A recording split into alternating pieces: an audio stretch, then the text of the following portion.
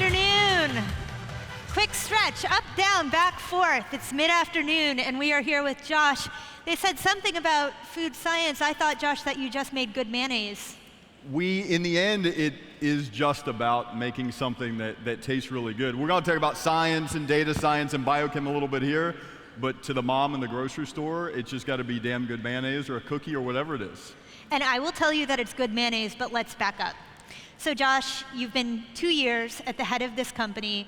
What did you set out to do with Hampton Creek? So the big idea for those that don't know Hampton Creek is everyone here is obviously eating all the time. We have a world that's exploding in population, and most of the food that you eat, most of the food that my dad eats, most of the food that people in emerging markets eat, tastes pretty good and is extremely affordable. Now, what you might not know is also most of that food is not the best for your body and is not the best for the planet. So our idea at Hampton Creek is, how do we get you, given you're living busy lives and folks in emerging markets have lots of constraints on their lives, to eat food that's actually better for their body and better for the planet? And our idea is you make the good thing so much better, more affordable, tastes so much better, that it becomes almost foolish not to choose it. And we do that by almost doing what Google does in terms of indexing web pages, but we do it with plants. There are about 400,000 plants around the world, and we screen through them, find the best plants, and use it to actually make food better. So Josh, I just want to go back to this idea. You're telling me that you want to make food that's better for my body with less of an impact on the environment. It's also going to be cheaper and easier for me to buy at the store? The point of it is, I cannot convince even this audience, even this more progressive audience who probably believes in the science of climate change, who probably thinks of themselves more so as conscientious eaters, I cannot convince you to eat in a way that's more sustainable. I can't convince you to eat in a way that's healthier, and I certainly am not going to convince my dad. So the only way you do it is to make the good thing just better. In the same way that people stopped using the horse and buggy, not because they give a damn about the horse, but the car was just better. Josh, why can't you convince us? It's a wallet issue?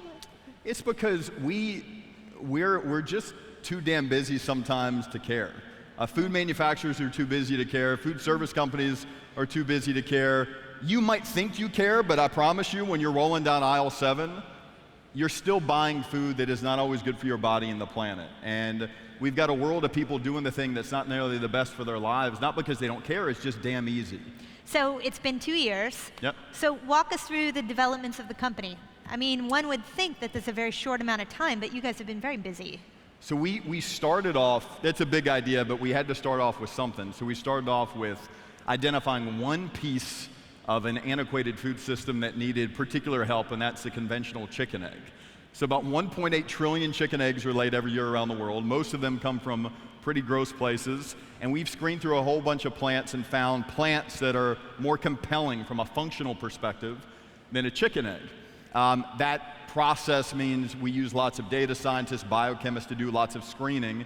And in the last 10 months, we've signed partnerships with Walmart, with Costco, with Safeway, with Kroger, launching in Tesco in 10 weeks, and have really gotten this idea out to hundreds of thousands of people. So I could walk into a Walmart and buy an egg that is sold next to chicken eggs, costs roughly as much as chicken eggs? So we decided not to just make a chicken egg, but to say about a third of all these chicken eggs end up in other things. They end up in things like mayonnaise, they end up in things like cookies. Again, this piece of the food system that doesn't always come from the best place, how do you think of it in a different way? So yeah, you could go into a Walmart, your local Walmart, and the mayo that is almost the most affordable on the shelf happens to be the one that tastes the best, and happens to be the one that has the lowest impact on the environment. And that's our product. But mayo for us, Jessi, it's a use case. Right. It's just an example of one of many crazy things in our food system that, unbeknownst to all of us, probably isn't really aligned with who we are. Right. So do I, the consumer, know what I'm buying when I buy the mayonnaise, that it's different than the other mayonnaise on the shelf? Most don't. So we're also at Whole Foods, and we're the #1 selling mayo at Whole Foods. Right. But to the mom, to the 37-year-old single mom who's shopping at her Bentonville Walmart store, Right. and she's rolling down aisle 7, she might not know. She just buys it because it's affordable and her friends told her that it tasted pretty good. Right. And as a side note, she's looking for things that are better for her kids. But again, we want to focus on creating things that are just better on the merits, not creating things that we have to convince people to do because we're relying on your goodwill. Because we don't think your goodwill is maybe as large as you think it is. We think we want to sort of have a conspiracy for good here as opposed to really shouting it out. So what are the scientific challenges to doing that? Because it's 2014 and I don't know, most of the things I've tasted that are good for me have not been that great over the last 39 years of my life. So that's the problem that Hampton Creek thinks with food and rethinking food today. You don't solve the food problem by thinking you're going to create things for vegans, for folks that just shop at Whole Foods. You actually solve the problem by thinking about it in a larger, more scalable way. In order to do that, from our perspective, you've got to look at something that is a little bit secret, that people haven't thought of, and that's the 400,000 plants out there in the world, 92% of which haven't been explored for the applicability in your muffin, in your croissant, in your scone, in your mayonnaise, and lots of different things. So we screen through them. Initially, our biochemists do it, and they run lots of experiments. They look at the molecular weight of the protein, they look at the solubility, and they bring all of that data together into a database. And then we have data scientists, led by a guy named Dan Zigman, who was formerly the head of data for Google Maps and YouTube, that analyze all of this data in the same way that Google would look for relationships between web pages and build a better algorithm. So when you search for best conference on the internet, this one pops up. We do the same thing for plants. And then we're able to bring those plants to food scientists who actually know how to put real food together and hopefully make something good enough that it wins for someone like my dad. So someone like your dad, you're in Europe not just to speak at Web Summit this week, right? That's right. We're launching with Tesco in just a little bit, and we get the question all the time: why Tesco? Why Walmart? Why these places? And again, it just strikes at the theory of change that we have as a company, and that's you don't solve this damn problem by just focusing on local farmers markets. You don't just solve the problem by offering things at Whole Foods. You solve the problem by figuring out where more people go and infiltrating the system in the same way that the bad thing has infiltrated the system, the good thing can do it also. So what's the process of trying to sell a Tesco or a Walmart on this idea? Is it a no-brainer? Are they quick to carry it? I think we've been fortunate. We've gotten a little bit of attention for what we've done, so they've reached out to us and been pretty welcoming about it. I think what strikes most of the people that we talk to at these large companies is they're really used to hearing that healthier food, that more sustainable food, needs to be 30 or 40 or 50% more expensive. Right. And we think that is a paradigm that needs to be shattered. We look at that as something that limits progress in using food as a force for change. So when we talk to them about wanting our products to be more affordable, that's a different way of looking at things. Right. We're also in a place called the Dollar Tree in the United States. Right. There are a lot of food deserts around the world where you don't even have a Walmart or a Safeway or a Kroger, and the only opportunity for someone in an area of Louisiana, for example, to get food is at a Dollar Tree or a convenience store. We're there too. They have 4,400 locations. I have not been to one of those 4,400 locations, and that probably won't surprise you. So what's next, Josh? Where's the next frontier?